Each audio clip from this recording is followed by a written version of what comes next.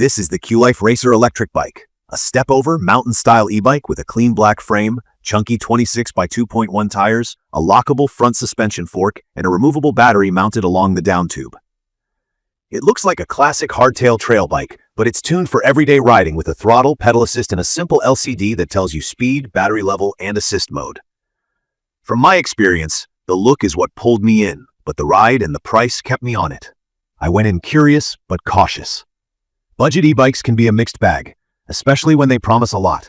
The Racer talks about a 21-speed drivetrain, a brushless motor that peaks at 750 watts, up to 22 miles per hour, and a UL 2849 certified 36-volt 10.4 amp-hour battery. On paper, it checks boxes you usually see at a higher price.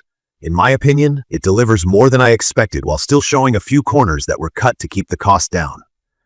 Key features that stood out to me are the 21-speed gearing, the removable and lockable battery, the twist throttle, and the mechanical disc brakes. If you're new, here's a quick translation. Brushless motor means it's efficient and needs less maintenance than older brushed motors. Pedal assist uses a sensor to detect when your cranks are moving and then adds power. A cadence sensor like this one watches if you're pedaling, not how hard you're pedaling. Mechanical disc brakes use a cable to squeeze the rotor, easy to service and affordable, while hydraulic systems use fluid and give more power with less hand effort. The Racer keeps it simple, and that's part of why the price is friendly. Assembly arrived about 90% done. I needed to put on the front wheel, handlebar, pedals, and adjust the brakes and shifting. If you've built a bike before, it's straightforward. If not, expect to spend some time watching a quick tutorial or plan a basic tune-up at a local shop. From my experience, a careful brake adjustment and a derailleur tweak right after unboxing makes a huge difference. The mechanical discs bed in over the first few rides and may need cable retensioning. I also checked bolts all around and pumped the tires to the right pressure, which really helps the ride. On the road and on light trails, the motor is strong for its class. The nominal output feels like a typical 350-watt setup with a peak that gives you a nice push off the line and on hills. With assist level set high, I comfortably hit about 22 miles per hour on flat pavement. The throttle is responsive enough for rolling starts at intersections and cruising without pedaling when I'm tired. There is a small delay with the cadence sensor, about a half crank to a full crank before the motor kicks in. And when I stop pedaling, it coasts for a beat before it shuts off. That's normal for bikes at this price. If you want instant power that responds to pedal pressure, that's what a torque sensor is for, but you'll usually pay more. Range was a pleasant surprise. The 36-volt 10.4 amp-hour battery gives me realistic numbers, around 20-25 miles on throttle only if I don't baby it, and around 30 to 40 miles on pedal assist depending on speed, hills, and my effort. The listing says up to about 25 miles throttle and 40 miles on PS, and I'd say that's fair. Charging takes roughly 4 to 5 hours for me. I like that the battery is removable and locks with a key. I pop it off to charge inside. The UL 2849 certification is also a comforting safety checkmark. Comfort and handling feel dialed for city streets, bike paths, and gravel or packed dirt. The 48.1-pound weight is on the lighter side for a full-featured e-bike with a steel frame and a 350-pound Rider Plus cargo rating. The lockable front suspension fork takes the sting out of potholes and curb drops, and the 2.1-inch tires roll smoothly while keeping enough tread for traction on loose surfaces. The steering feels nimble and stable, which I appreciate weaving through traffic or clipping along a bike lane. Two things I'd change right away are the stock saddle and the basic pedals. The seat is fine for short rides, but gets uncomfortable past a few miles. A mid-width gel saddle turned this from okay to I could ride this daily. The pedals are usable but feel cheap. A grippier platform pedal is a quick upgrade. The LCD is readable in daylight and shows the essentials. It's not a fancy color screen, but it does the job. The front headlight is good for being seen, and the rear comes with a reflector.